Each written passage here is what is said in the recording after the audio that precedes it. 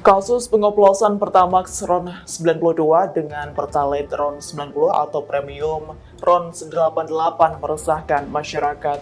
Terkait hal itu, Badan Perlindungan Konsumen Nasional atau BPKN menyebut ada 3 mekanisme jika masyarakat merasa dirugikan dan akan menggugat Pertamina.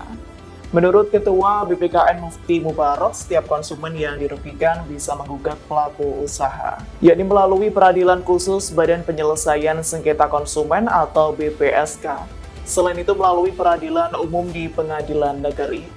Dalam pasal 46 ayat 1 dijelaskan gugatan bisa dilakukan oleh konsumen yang dirugikan atau ahli waris yang bersangkutan, kemudian sekelompok konsumen yang mempunyai kepentingan yang sama. Lalu Lembaga Perlindungan Konsumen Swadaya Masyarakat yang memenuhi syarat berbentuk badan. Download Tribun X sekarang, menghadirkan lokal menjadi Indonesia.